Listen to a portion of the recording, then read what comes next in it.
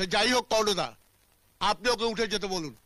আর হাইকোর্টে ভাড়াটে উচ্ছেদের নতুন আইন হয়েছে, আর আপনি যদি কিছু না করেন তাহলে আমি কিন্তু হাইকোর্টে যেতে বাধ্য হব।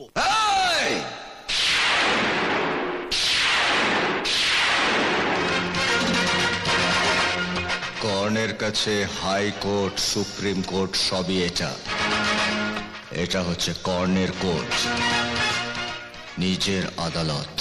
হরে কৃষ্ণ বাবু, আপনাদের হাইকোর্টে বা সুপ্রিম কোর্টে যে আইন পাশ হয় সে আইনে কিন্তু অনেক ফাঁক থাকে, আর আমার এখানে আমার এই কোর্টে যে আইন পাশ হয় সে আইনে কিন্তু কোনো ফাঁক থাকে না।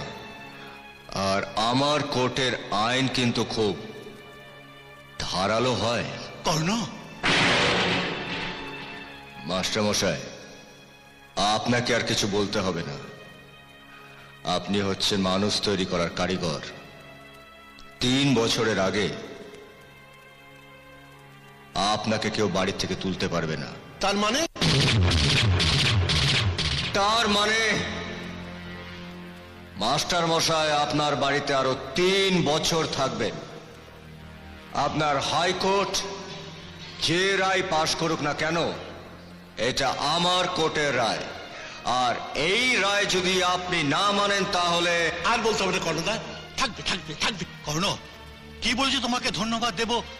যদি কিছু মনে না করো, কিছু টাকা এনেছিলাম তোমাকে দেবার জন্য। আসলে উকিলের জন্য একটা খরচ হতো তো। না মাস্টার মশাই, কর্ণের এই আদালতে বিচার হয়, টাকা খরচ হয় না। আপনি এই টাকাটা নিয়ে যান। আপনি এখন আসতে পারেন। কর্ণদা,